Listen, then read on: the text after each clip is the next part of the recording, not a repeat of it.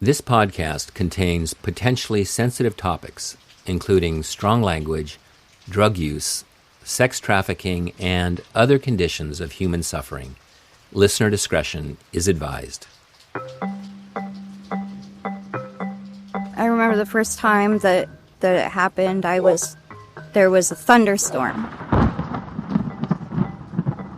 I'm hearing this thunder and lightning, and I'm scared. So I run out to the living room crying, and he's on the couch watching cartoons. So he says, come lay down with me. All night, I remember I kept pushing my hand away, or just, I couldn't sleep. I was tossing and turning because he was bothering me. I felt like he was safe. I came to him for comfort, and I didn't know how to respond to that. So I just, brushed it off. Yeah. And again, you were 7 years old. 7.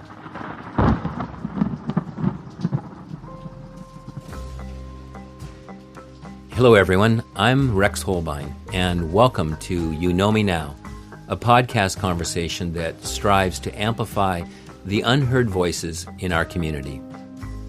For the past 12 years, I have met and spent a great deal of time with thousands of folks living homeless. Through those conversations and friendships, I learned how destructive and baseless the dehumanizing effects of the negative stereotype are against ordinary people. People who are just like you and me. In these episodes, I want to remind all of our listeners that the folks who share here do so with a great deal of vulnerability and courage. They share a common hope that by giving all of us a window into their world, they are opening an increased level of awareness, understanding, and connection within our own community. Well, my mom was the single mom of 6 for a long time. Well, she wasn't exactly a single mom. She had a husband that just was a succubus, basically, and beat her. Those are my earliest memories, was hiding in a motel room with my brothers. And we knew he was going to find us. It was just a matter of time, before he, came through the door and started beating on my mom. I remember hiding in the bathroom, terrified with my brothers, just crying, wanting to do something, but feeling totally helpless.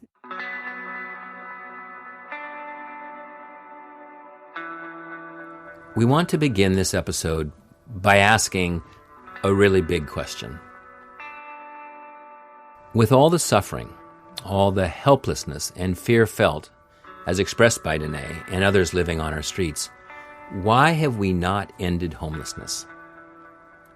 Now, beyond what the solutions need to be, whatever combination of more housing, more mental health, more drug rehab, more job training, and whatever else more is needed, why haven't we made it happen? Could it be that we are only seeing the forest, and because of it, genuinely missing the trees? Are we so overwhelmed by the larger issue of homelessness that we are truly missing the person going through it? When folks living inside discuss homelessness among each other, the conversation often ends up being about how, quote, the issue, unquote, affects them or their neighborhood. To put it directly, what impacts the lives of the housed is what gets talked about when discussing the unhoused. Now, that list includes the piling up of garbage, drug use, loss of park use, taxes, panhandling, right down to how the homeless smell and look on public transit. And because many people living inside are frankly tired of it, or overwhelmed by it, or even angry over it, often the knee-jerk reaction is to want all of it, the whole issue, to just go away. As community, we then support or quietly consent, while the city erects chain-link fencing around areas that were providing cover from the rain for those without shelter. We are okay with hostile architecture installed that prevents people from being able to sleep on benches where they were able to be off the ground. We are put off when we see folks hiding in the bushes or back alleys, publicly going to the bathroom, but we don't demand public bathrooms and garbage pickup for those without a place to live. And we turn away when sweeps are conducted, not seeing the lives being uprooted. Despite these types of actions, as well as the efforts to bring programs and services, the issue not only persists, it is getting worse. We have to ask ourselves, really, why is that? What are we missing here? Is only seeing the issue of homelessness and its effect on us, the housed, part of the problem? Would our programs and services change if we changed how we see the issue? Meaning, if we start to see the person actually suffering through homelessness. Today we have the sincere pleasure of talking with Dene. If you listened to our last episode titled The Sweep, you already know her voice.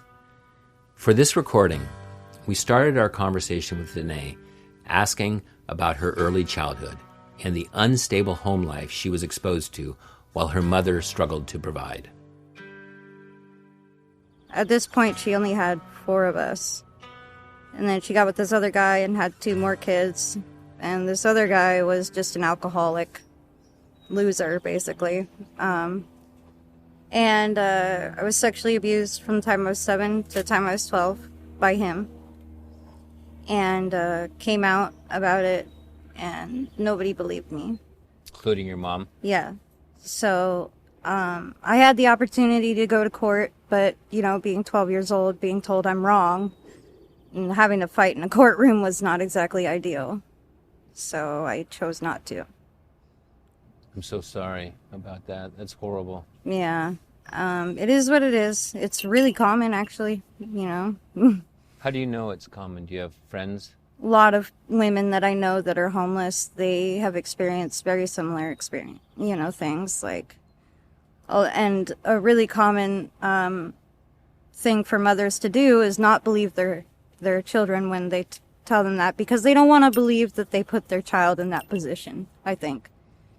How I could never do that to my kid, they have to be lying, basically, is what I think it is. And doesn't excuse it, but it's nonetheless that seems like the most reasonable, if there is one, explanation for that. When I first met Dene about 7 years ago, she was cruising down University Avenue on her skateboard with a sketchbook. She was just 19 years old and wonderfully full of ideas. Vibrant, really. I didn't know back then, when I first met her, that she was homeless. It hadn't visibly, physically taken from her yet. There was no way for me to know how difficult her life had already been. Well, I was a problem child, I acted out, but a lot of it was because of being sexually abused, and I felt like I wasn't getting the attention that I needed. And I was scared, I didn't know what to do, and I didn't understand that it was something that was wrong at that age. Because at that time, your body tells you one thing, that this feels good, right? But your mind tells you that it's wrong. Something's not right about this. Yeah. So there comes a point where you get confused and almost scared because you don't want to be in trouble.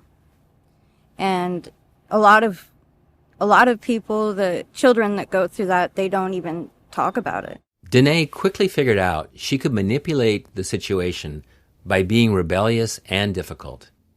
Deep underneath it all, she felt completely betrayed by the adults in her life.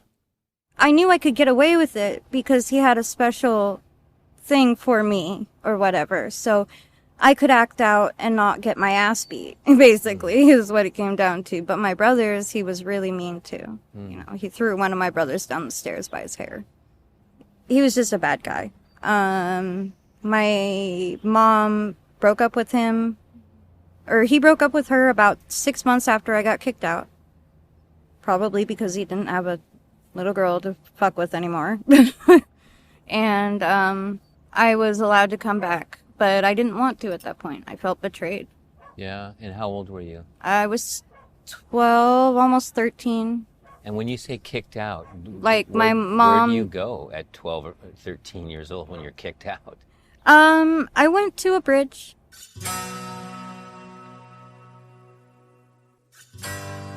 You know, I found a bridge, and there was an old couple, alcoholic couple, that took me in. And there was a guy, his name was Todd. So immediately I was like, Uncle Todd, you know, and this guy kept me safe, you know. We had to share a blanket, but it wasn't inappropriate. He was a good, comforting, you know, figure in my life for a little bit. He was looking out for you. Yeah. And I felt safe because he never tried anything like that, you know, so I felt safe for once. I'm curious what your mom would say now about knowing or being told that you were sexually abused. Have you had that conversation with her? I've tried. I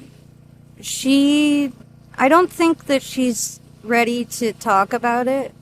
Because I've tried. I want closure, and I want her to acknowledge what I've been through and know that it's not her fault. Know that I don't blame her, that I love her, and that, you know, things happen, but not to just brush it off, you know, acknowledge that happened and give me a chance to, you know, redeem myself, essentially, because there was a lot of, you know, I struggled with drug addiction for a long time because of what I'd been through, and so I was very selfish. It sounds like surviving, not being selfish.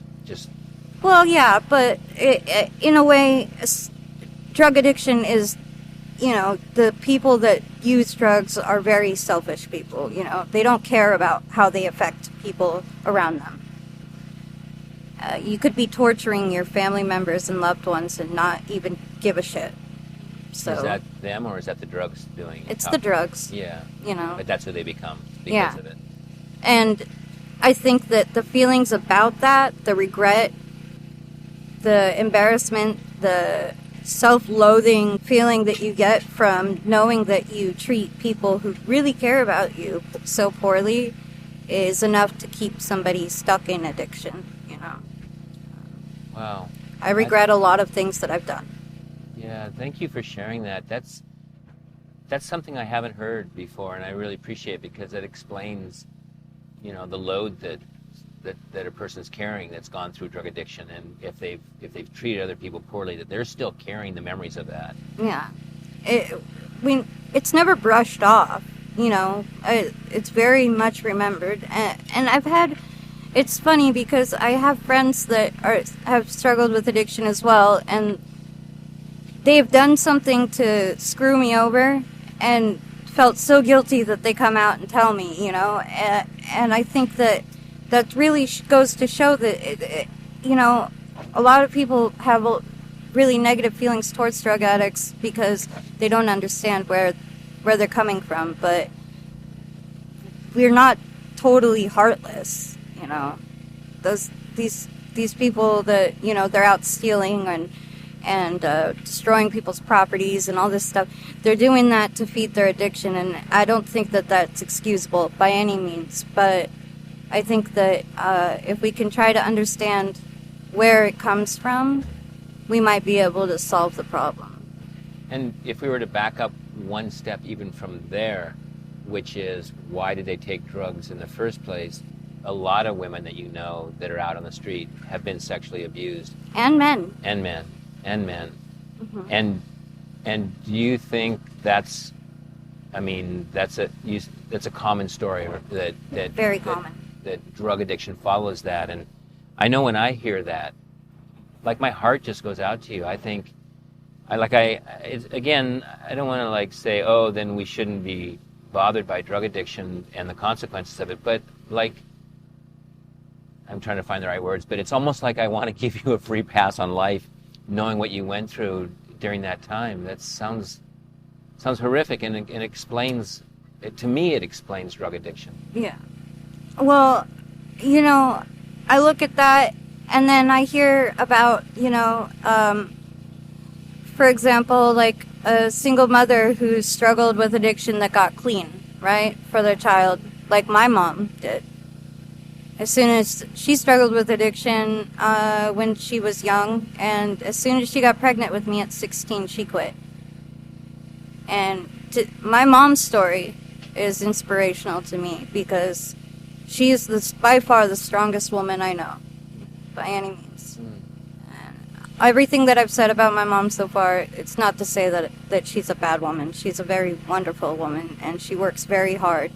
She worked 3 jobs at a time. That's mostly why she couldn't pay attention to what was going on with me, because she was always working, Yeah. She busted her ass for us. Yeah. It's hard to provide for 6 kids on your own, Yeah. Especially if you are also receiving abuse from your partner. Yeah, exactly. And he was taking money and using it for alcohol and his video games, and it was just, he didn't put in anything. He was just taking from us. And my mom, no matter what, she had to get up every morning. She has degenerative disc disease. It's extremely painful. She was prescribed a bunch of Oxycontin, and to this day she still has to take them, but there was a long stretch of time where she could not get out of bed. So we were really struggling for money, and I remember my brother told me he was breaking into people's lockers during lunch and stealing their electronics to go sell them at the pawn shop so that he could provide money for us. And all of my siblings, out of all of them, I'm the only one that struggles with drug addiction. All of them have learned from me, I guess, not to be so weak, in a sense. Is that how you see it, being weak? Yeah. Kind of. I mean, there's a lot of things that I think that I've been through that I just don't even know how I could still be sane. But I think that drug addiction is just a cop-out, It's a way to escape the pain and the world around you. And it's unfortunate. I'm so grateful to have a mother that was willing to work so hard for me and for my brothers. And no matter what, she's strong. She's like a superwoman of sorts to me. Dene's real biological father left the family as soon as he found out that Dene's mother was pregnant with Dene. He went to the Philippines, remarried, had more children there, and returned to the States with his new wife and kids. As often is the case, it's complicated. So I was kind of a black sheep as far as my dad's side was concerned. I was not treated the same as my brothers, always kind of outcasted because I wasn't, my parents had me out of wedlock. How did you have the wherewithal at 12 to be able to handle that? Or had it been that there'd just been enough shit up to that point that this was just another step? Yeah, pretty much. I wanted out. I was having problems at school because I wouldn't sleep at night because of my night terrors and because I was being sexually abused. I didn't get enough sleep, so during school, I'd fall asleep. So I was super behind. My mathematical skills are so horrendous. I truly believe that I have the mathematical skills of a 4th grader. I'm that far behind. Well, you just didn't get the education. Yeah. After sleeping through enough school, I didn't didn't have the knowledge to move forward with, my education. And I got frustrated and just gave up. So you quit school. Yeah. It's common knowledge that stress reduces the ability for good decision making. We've all experienced that. But chronic stress, that Dene experienced from the age of 7, compounds the situation by creating tunnel vision, reducing the number of options to make decisions from. Dene was trapped. There was no safety at home, and on the street, being a very young woman, she was extremely vulnerable. So from 12 on, it was just like I was stuck in this weird meth ring, like sex ring, like basically. And I didn't even realize what was going on. I was basically being sold for meth and didn't realize it for a few years before I got out of that. The guy that was operating this whole ring went to prison. Yeah, so by the time I got out of that, I was about 14. How is it that you were unaware that you were in a sex ring between 12 and 14? I mean, was this something... Because they make you think that it's something you want. They make you think that it's your idea. And... Like, I don't. Like, give me an example. Like, introduce you to somebody and be like, yeah, he's really cute, right? You like him, yeah? Yeah, come on, you like him, kind of thing. And then, so exchange would happen, and he'd take off with me, and then abandon me somewhere. And then I would go back to the original person I was with, and do it all over again. Yeah. It sounds crazy, I know, that you wouldn't be aware of something like that, but it's being that young, it's kind of hard to understand where people's motivation comes from, I think. And I had already been exposed to sexual abuse, so it was the norm at this point. Yeah. Were these people that were also on the street, or were these... Yes. So, yeah. I see. There's a huge sex ring in the homeless community that goes around. It's very sick, twisted. How prevalent is that? Like I'm oblivious to that whole world, right? Because I just am. Mm-hmm. And so when I hear you say that, it's hard for me to say, is that just every once in a while a story, or is that? No, that's a very common occurrence. Like, most of the women that I know have at some point in their life been through that on the streets. Have been trafficked. Yeah. Not to the point where they were taken out of the city or the state, but they were forced to perform sexual favors, for money, by either men or women. And they were either they have children and somebody would threaten their children's lives, or they would threaten their lives, so it goes a lot deeper than I think a lot of people can really understand. So whenever I see a sex worker, it breaks my heart. Sometimes you hear, and I don't subscribe to this thought, but sometimes you'll hear people say, well, in the sex industry, there are a certain percentage of women that want to be there. Do you think that's true? Yeah, that is true to a point. But it's a very small percentage, I think. Yeah. Overwhelmingly, people are being coerced into it. Yeah. Just like how I was talking about not being aware that they were making me think that was something I want. I think that it's very common that maybe a very sexual oriented person, woman or man, who just likes to have fun and have sex with friends or whatever, they get coerced into selling themselves, and because they would have had sex anyways, so why not make money doing it? Yeah.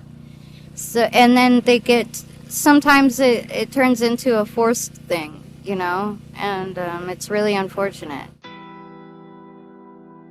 As often is the case, it only takes one person to reach in and help pull someone through when they are in crisis. Dene did have a boyfriend at the time who was there for her when things got really bad. He was a little bit older than me, and I think that he expected more of me, you know, because he didn't know about everything that I had been through. There were times where, you know, I was really lost and scared, and I would, you know, I would get a hold of him on Facebook and tell him, hey, I'm lost, I'm scared, can you come pick me up? And he'd pick me up, we'd go up to the mountains and spend a few days together up there. Yeah, sobering up and, you know, just getting away from the world. Wow, that's a beautiful thing to do for a friend, for someone that you cared about, for sure. Yeah. At 16, Dene gave birth to her daughter. She knew she was too young to be the mother she wanted to be, and at the same time did not want to give her child up for adoption for fear of losing her completely. Her mother, who now lives in Eastern Washington, agreed to raise her child. She doesn't know I'm her mom yet, but I hope that I get to know her better and tell her at some point. How often do you get to see her? Now that my mom moved to Eastern Washington, I haven't seen her in a while. The year before I had seen her, my friend Jamie took me out there to go see her, and I got to spend a day out there, and she is wonderful, absolutely beautiful, very smart. I remember the look on her face when we rolled up. She was so excited. She ran out there and she's like, she sees me in my little jumper outfit and she's like, oh my gosh, look at you. You look like an artist came straight out of Paris. And I just remember thinking to myself, she doesn't even know. Yeah. You know, and that just made me so happy to hear that. She just thinks so highly of me. Yeah. You know? And how are you explained? You're just her... I'm just her sister. Yeah, just her sister. You know, and I think she knows.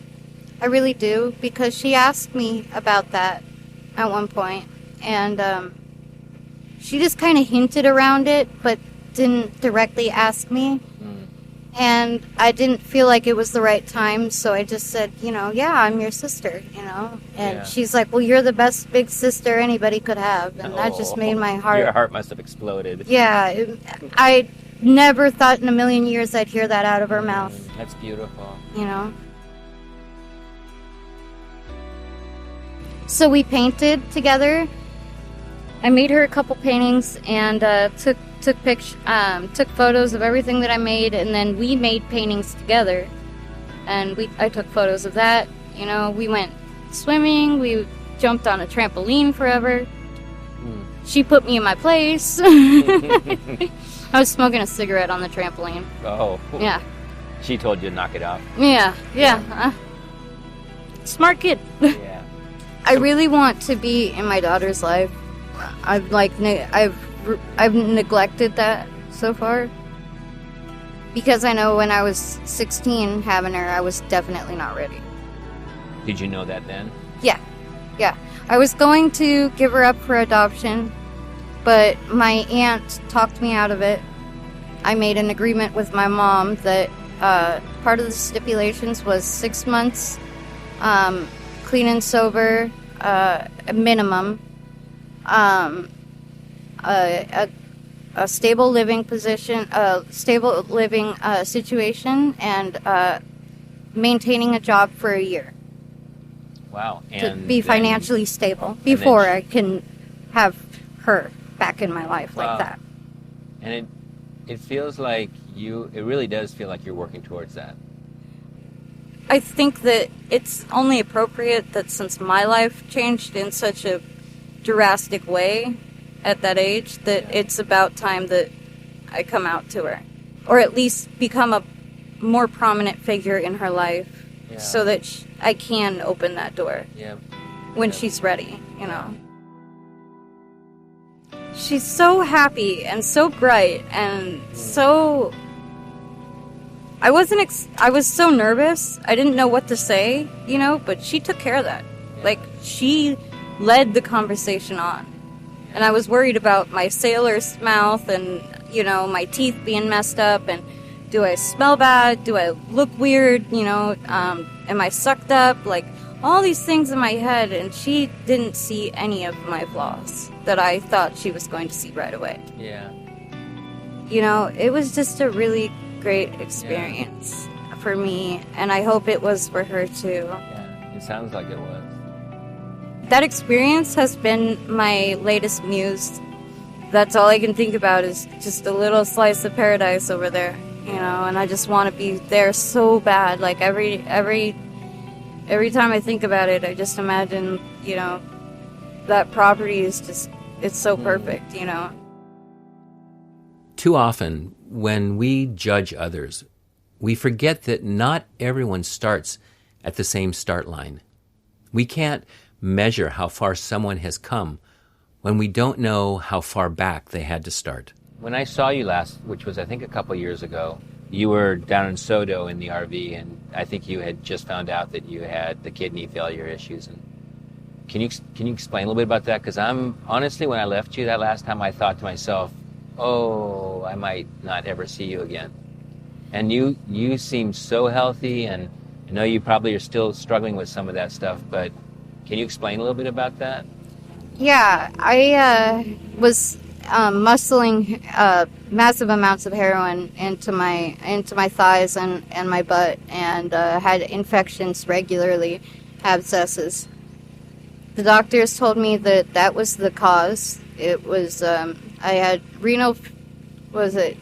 sudden renal failure due to excessive continuous exposure to infection. And that makes sense to me because, you know, your kidneys that's your filter, you know, and I was peeing out completely clear pee, which is, people think that's a good thing. No, it's not. That means that all the toxins in my body that I should have been peeing out are not being peed out. I'm still retaining all of them. Your kidneys weren't filtering it. Yeah, so my kidneys had 8% functionality at the time, and I was bedridden for about 6 months. I couldn't walk by myself. I had to have a friend help me go to the bathroom every day. Anytime I had to move, I couldn't even lift a blanket with my legs, you know? I was so weak. And we were homeless, so he would put a trash can down and put a bag in it, and then help me stand up, pull my pants down, sit on the trash can, go to the bathroom, you know, tie it up, throw it out, and help me lay back down. Wow. But I was peeing on myself regularly because of my legs being swollen, so he'd have to help me change my clothes and all that other stuff. So I was basically a big baby. Yeah. For a long time. Yeah. And a sick big baby. Yeah. I'm eternally grateful for Will for that. He really helped me through that, and Jamie. Yeah. But you didn't quit heroin use, so how did you come out of it? Yeah, so I kept using for a long time through that. About 6 months of that, and then Will said, Dene, your infection is bad. I can smell it from here. I cannot stand it anymore, and I'm scared you're going to die. You need to go to the hospital. So I went. When they told me that I had kidney failure, I was shocked. I didn't think that there was that much wrong with me. But then I started thinking about it, and all the pains that I had in my lower back, right where my kidneys were, I would always have this, you know, and twitch, and it was, you know, it was like somebody stabbing me in the back, in my kidneys. Yeah. And I didn't know why. I remember thinking I thought there was something wrong with my kidneys. I brushed it off. So, turns out I was right. And, yeah. So when you heard that news, did you really cut back on your use? Yeah, for a little bit I did. And then after I started going to my doctors regularly, and they said, look, we're not going to help you unless if you help yourself. We're not going to put the effort into helping you unless you help yourself, because we regularly deal with drug addicts that we help and then they just fuck it all up and then they die. And we don't want to feel like we did something wrong. So you help yourself and we'll help you. Yeah. So that's what I did. I got on methadone and I quit shooting heroin. I relapsed on the Perk 30s that have been going around. Perk 30s? Yeah, the blue pills. Oh, the fentanyl pills. Yeah. The ones that you smoke on a little aluminum tinfoil. Yeah, I relapsed on that and was smoking that for a while, but it made me sick, like coughing up nasty shit. And so I switched to fentanyl powder. Like, my use has always been extremely high. Like, I honestly use more than anybody I know when I use, you know. So, and I've only overdosed the first time I ever did it. So I was a very safe user, but I used an excessive amount, always. Of the fentanyl or? Anything I used, yeah. But, Dene, I know you know this. There's lots of information about how deadly the fentanyl powder is. Yeah. I think that, yeah, the fentanyl powder has been, I've lost a lot of people. I've lost about 15 or 16 friends over the past year to fentanyl powder. But you're not taking any fentanyl now? No. And are you on methadone still? No. So you're completely clean? Yeah. That wasn't good enough. Okay. Yeah. Wow. Yeah. Dene, that's so beautiful. Yeah, I'm so happy for you. It feels good to feel things again, you know. My kidneys have 25% functionality, which is a huge improvement from 8. Yeah. And will the kidneys continue to improve? No. No, the doctor told me that it's not like your liver, where your liver can repair itself, you know. Your kidneys, when you do damage to them, typically it's done. He said I'll probably be on dialysis at some point in my life, but it's going to be way down the road. Yeah. So I'm not looking forward to it, but I'm happy to know that I'm not going to be on dialysis anytime soon. Yeah. And also that you're alive. Yeah.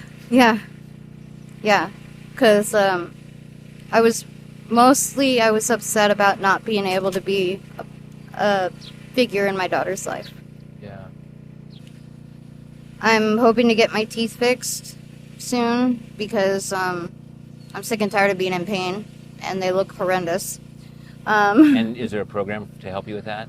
I'm not sure about that. I've been looking into it. I've heard that there's a couple schools that will do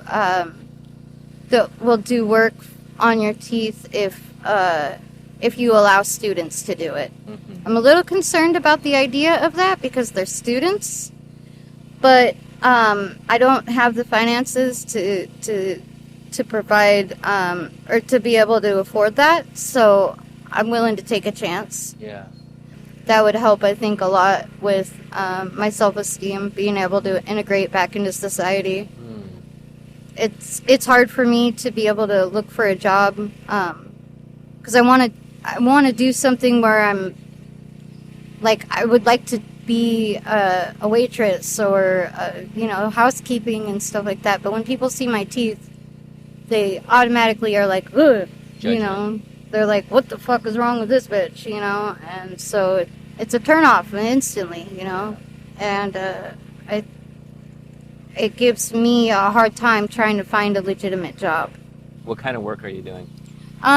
So I do like a little bit of everything. I've done landscaping, I do housekeeping, I've done delivery driving, you know. Yeah. Just anything and everything I can in order to make money that doesn't involve selling my body. Yeah. You know. Yeah, that seems like a really good step for you. Yeah. I mean, honestly, to be having employment and starting to feel like, you know, you can bring income in. Yeah. Right now I need I lost everything I owned this year, like 3 times over. Like, my Pontiac got towed with most of what I had, and then my GMC got stolen, with almost everything, including my dad's photos and everything that I owned that belonged to my dad besides his wallet, which that's all I have left of him is his wallet. That is so frustrating. Yeah, and I worked really hard for everything I had, you know? Yeah. And it's not much, but it's mine. Yeah. And the city's doing that a lot to people, especially homeless people. There's a lot of homeless people that actually work legitimate jobs, you know? And people don't know that, but it's a real thing. Yeah. Yeah, there are a group of homeless people that steal and whatever, but that's not all of them. And so for the city or anybody else to just walk in and say, you can't have this anymore It's because crazy. you don't deserve it is messed up. And people that are, my experience has been that people on the street fight so hard to save a few of the things they have from their past. And it's so hard when everything gets wet, when things get swept, when things get stolen, or even drug addiction, they get lost. Mm-hmm. It's really there's precious tragic. Yeah, there's precious things that I had that I will never get back, and it sounds ridiculous because it's just stuff, but that stuff matters to me, you know? Where do you think you are on your journey of recovering from all the things that have happened to you? Are you in a good place? I think I'm starting to understand where I'm supposed to be. I can't wait to get off the streets.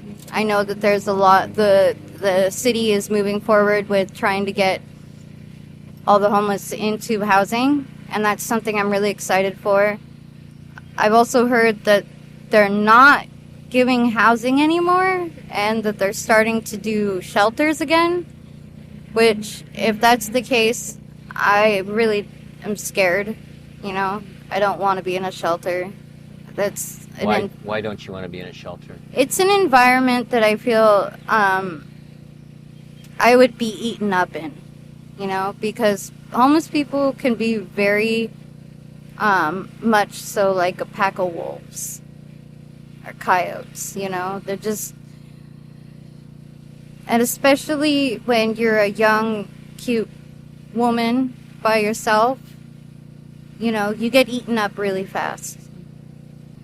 I also want to, I'd like to be a foster mom at some point, you know, to help stop the problem before it starts. Yeah.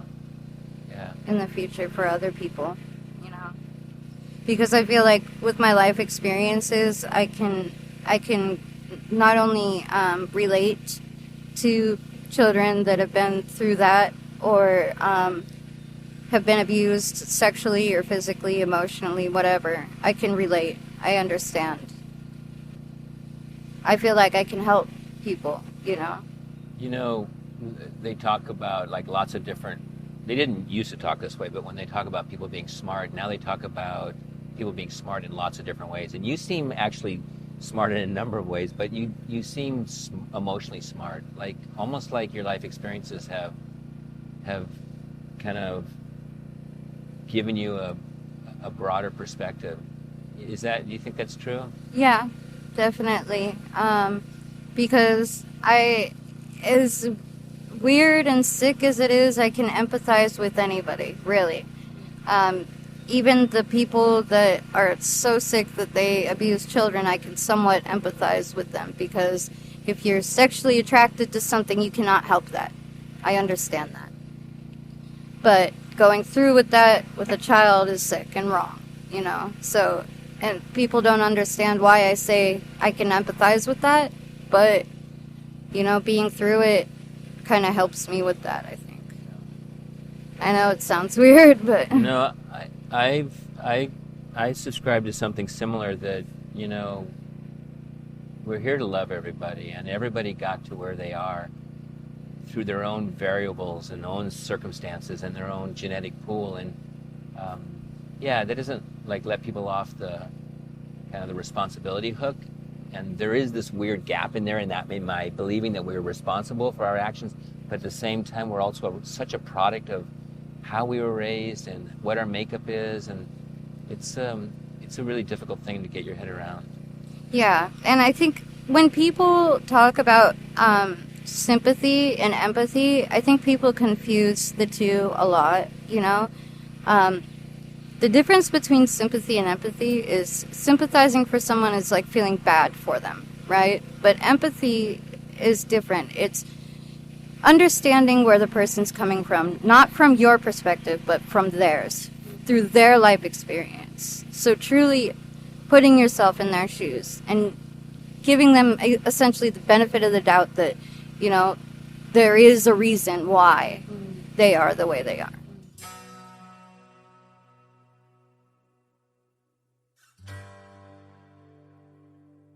I'm still definitely in those, in the healing process, but I would say I'm just about ready to overcome that. But I feel like you never truly overcome it, you know. It's going to be a part of me and the way that I am for the rest of my life, and I know that.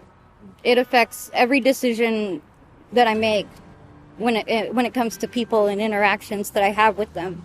I'm a lot less likely to do certain things that, you know, most people would think, well, why not? You know, because I don't want to be made a victim, you know, and I see people put themselves out there in dangerous positions all the time. And when I was young, I didn't understand what I was doing, but I put myself in the position regularly when I was young because I was repeating that cycle. And it's a subconscious thing that you do to deal with trauma. And I know it sounds crazy and it doesn't make sense, but that's sometimes what ends up happening.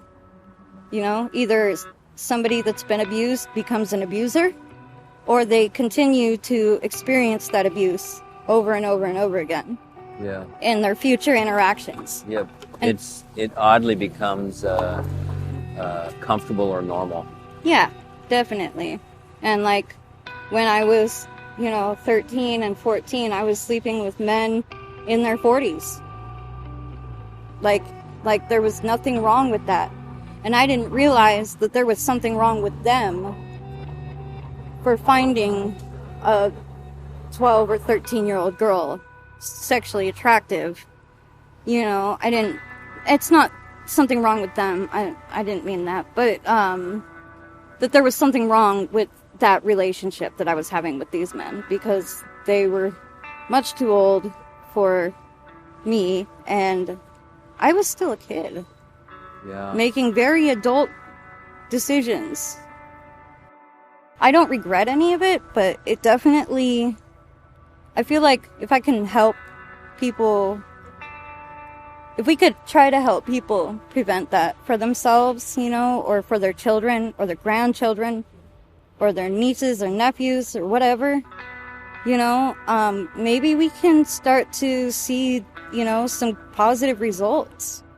Yeah. And you said something else that I think is really interesting is that, yes, it centers on mental health, but you can't just haul everybody into the hospital for their mental health, like if somebody's bleeding out or has a heart attack, right?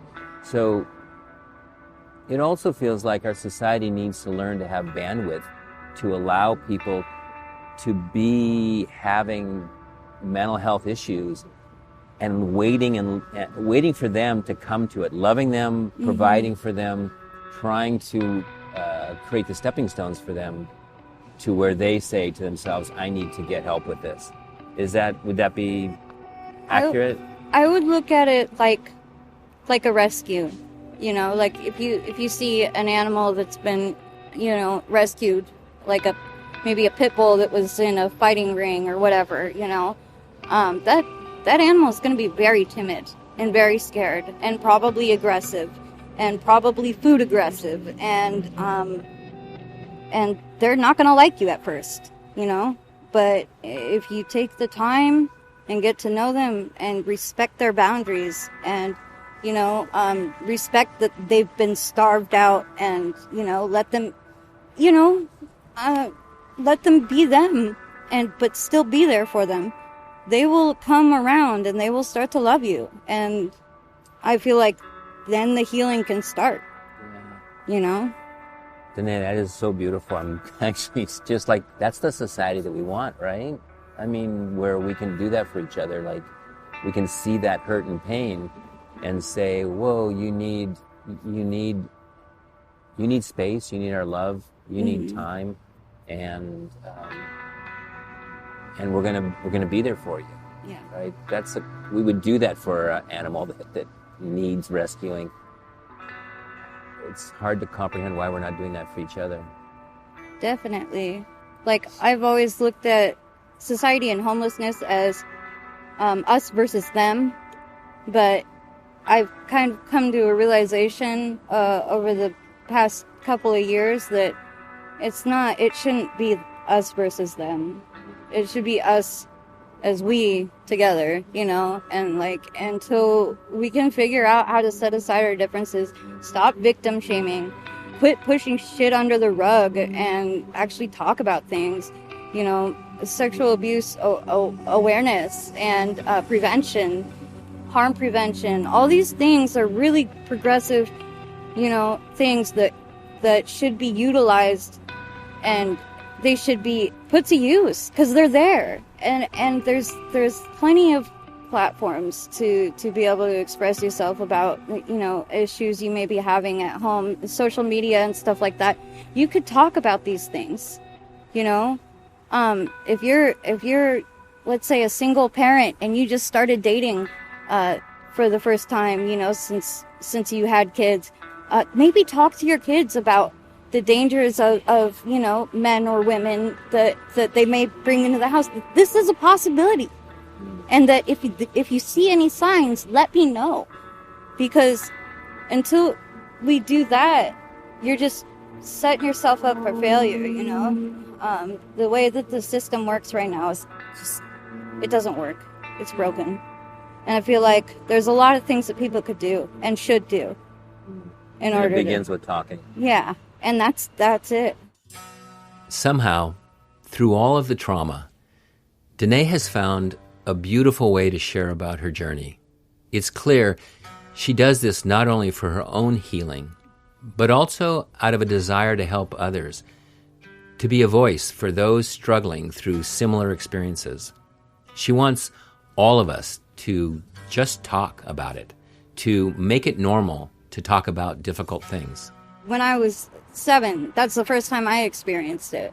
And I didn't know what to think, you know? I just knew that this was kind of weird. And this is a father figure to me. So how can I know that this is a wrong thing? Because he's supposed to protect me. He's supposed to love me like a daughter. And he's not. He's loving me much more than that, you know? And it's not okay. And I didn't go through sex ed until almost middle school, fifth grade. So by that point, it had already gone on for years, you know, and I was already conditioned to think that this was acceptable behavior and didn't think that I had to change.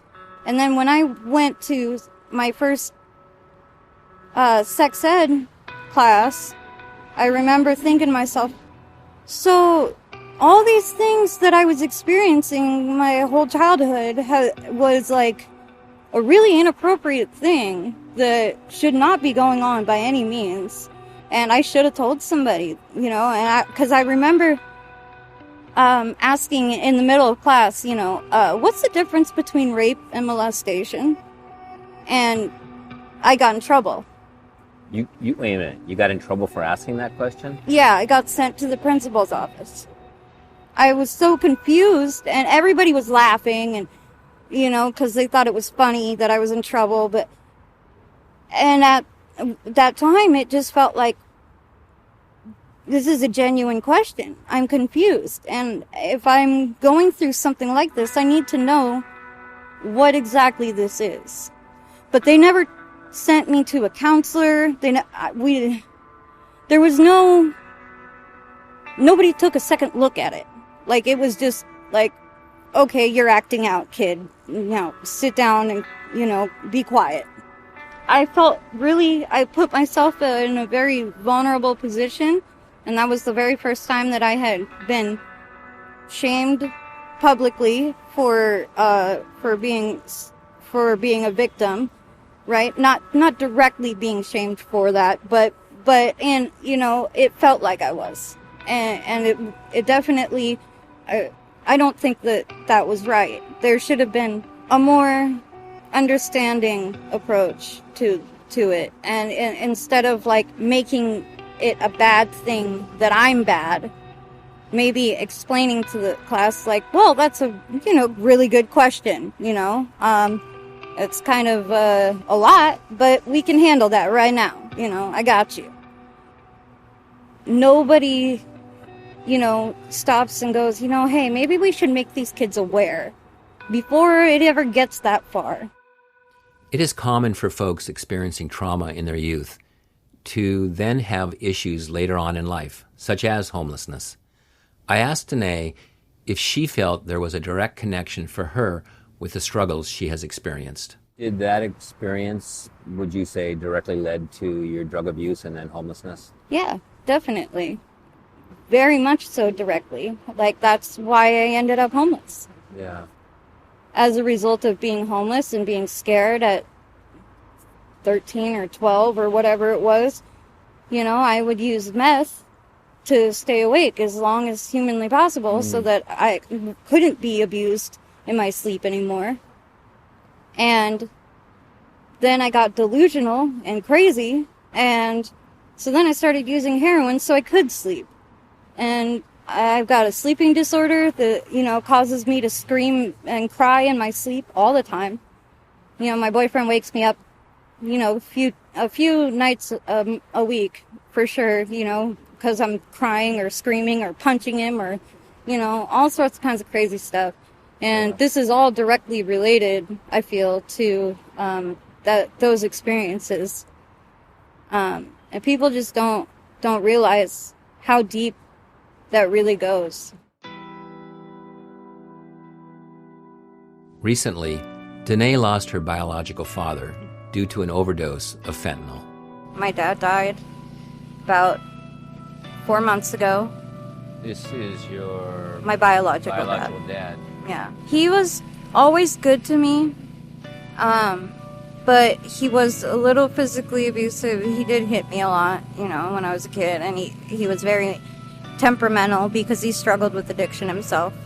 I didn't realize that till I was much older, but he was outcasted by his family as well as me, so we were both treated very similarly, but he struggles with religion and stuff. He was so lost, and I just felt so bad for him because I'm comfortable with where I'm at. I'm comfortable with who I am. I know who I am. But my dad was in his 60s and still didn't know who he was or what he was trying to do. And he was so confused. He was like a child. There have been so many difficult emotional moments in Dene's life, ones that overlap onto each other. I know she juggles feelings of guilt and shame, not just for the actions in her own life, but also in most of the others around her as well. I wouldn't have gone home with my dad. I would have forced him to go to treatment. Yeah. So that he could still be here, and I would have done what he wanted to do, which is go to meetings with him and become a positive influence in his life, because I was so focused on my own shit. I was being selfish, and I truly do feel somewhat responsible for his death. I wanted him so badly to take my daughter camping and to take her fishing and do all those things that we did when I was growing up that I loved to do. She'll never get to experience that with him now, and it breaks my heart. And then I found out that my daughter's dad had overdosed as well and died about 2 months ago. Wow, Dene, I'm so sorry. So, Yeah. he kind of just disappeared and I had no idea what was going on with him. I know he went to prison for a little bit. I wasn't one of his emergency contacts, so when he was in the hospital, he was in a coma, I guess, in the ICU after overdosing. I wanted to go see him, but I couldn't without a COVID test proving that I didn't have COVID. So I thought I would have a little more time than 3 days before he passed, but I didn't. So I didn't even get to say goodbye, which was kind of hard, but it is what it is.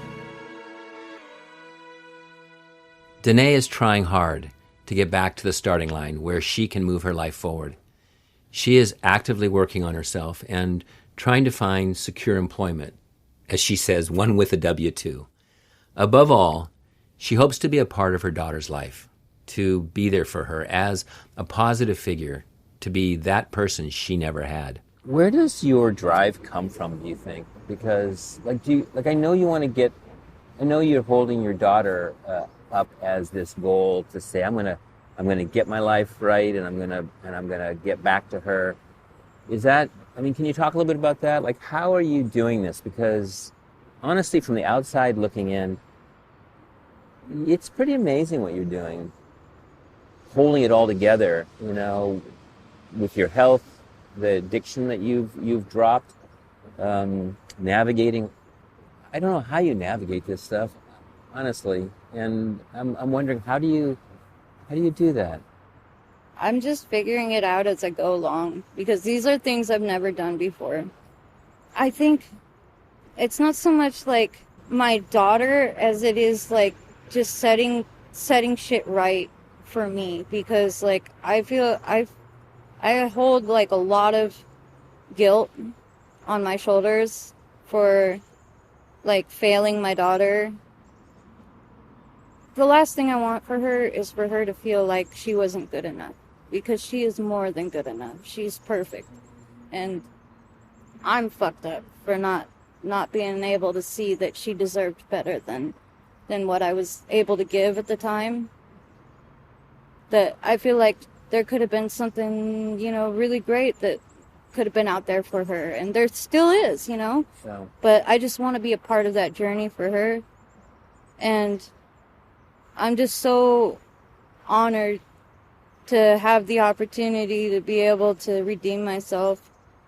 Like, the ultimate goal is to get to know her and to tell her who I am, because she doesn't know yet. So when the time comes, like, that I do, like, that's going to be a big deal for me, because I've always been kind of like a coward as far as facing difficult, things. I've always kind of like been less assertive, about things, and this is something that's going to be a big deal for me, taking responsibility for my failures and for my accomplishments.